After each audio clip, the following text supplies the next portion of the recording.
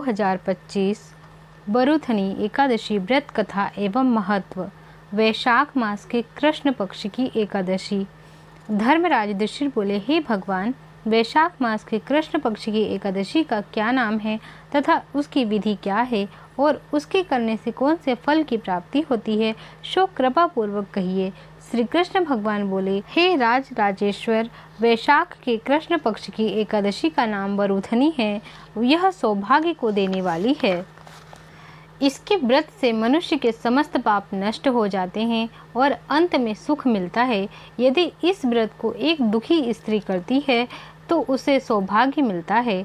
बरूथनी के प्रभाव से ही राजा मांधाता स्वर्ग को गया था। राजा मांधाता की बरूथनी एकादशी कथा।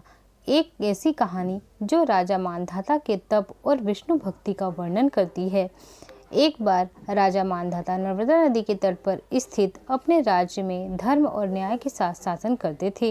राजा मांधाता नर्मदा नदी के तट पर स्थित अपने राज्य में धर्म और न्याय के साथ शासन करते थे। वे अत्यंत दानशील, तपस्वी और विष्णु भक्त थे। एक बार वे वन में तपस्या कर रहे थे, तभी एक जंगली भालू आया और राजा का पैर चबाने लगा। राजा ने भालू पर क्रोध नहीं किया और भगवान विष्णु से प्रार्थना की। भगवान विष्णु प्रकट हुए और भालू को मार डाला। राजा का पैर खराब हो गया था, जिससे वे दुखी थे। भगवान विष्णु ने उन्हें बरूथनी एकादशी का व्रत रखने का सुझाव दिया। राजा ने व्रत रखा और भगवान विष्णु के वराह अवतार की पूजा की, जिससे उनके अंग पुनः सुंदर हो गए। इस एकादशी के व्रत के प्रभाव से राजा मांधाता स्वर्ग को गए।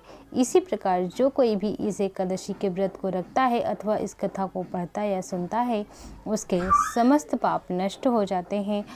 इसी प्रकार धुंधुमार आदि भी स्वर्ग को गए थे।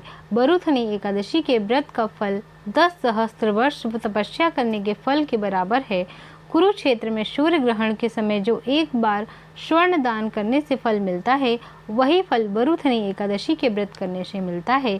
इस व्रत से मनुष्य इस लोक और परलोक दोनों में सुख प्राप्त करते हैं और अंत में स्वर्ग को जाते हैं। हे राजन, इस एकादशी का व्रत करने से मनुष्य को इस लोक में सुख और परलोक में मुक्ति मिलती है। शास्त्रों में कहा गया है कि हाथी का दान घोड़े के दान से अधिक उत्तम है और हाथी के दान से भूमि का दान उत्तम है। उससे उत्तम तिलों का दान है। तिल से स्वर्ण दान, स्वर्ण से अन्न दान श्रेष्ठ है। संसार में अन्न दान के बराबर कोई भी दान नहीं है। अन्न दान से पितृ, देवता, मनुष्य आदि सब तृप्त हो जाते हैं। शास्त्रों में कन्यादान इसके बराबर माना गया है। बरूथनी एकादशी के व्रत से अन्न तथा कन्यादान का फल मिलता है। जो मनुष्य लोभ के वश में होकर कन्या का धन लेते हैं, वे प्रलय के अंत तक नरक में पड़े रहते हैं या उनको अगले जन्म में बिलाव का जन्म ग्रहण करना पड़ता है। जो मनुष्य प्रेम से एवं यज्ञ सहित कन्या का दान करते हैं, उनके पुण्य का चित्रगुप्त भी लिखने में असमर्थ है। जो मनुष्य इस बरूथनी एकादशी का व्रत करते हैं, उनको कन्यादान का फल मिलता है। बरूथनी एकादशी का व्रत करने वाले को 10वें के दिन से निम्नलिखित 10 वस्तुओं का त्याग कर देना चाहिए। कांसे के बर्तन में भोजन करना, मांस, मसूर की दाल, चना, कोदो, शाक, मधु, शहद, दूसरे का अन्न, दूसरी बार भोजन करना, स्त्री संग या अन्य किसी के संग मैथुन करना। उस दिन जुआ नहीं खेलना चाहिए तथा शयन नहीं करना चाहिए। उस दिन पान खाना, दातून करना, दूसरे की निंदा करना तथा चुगली करना और पापियों के साथ बातचीत भी नहीं करना चाहिए।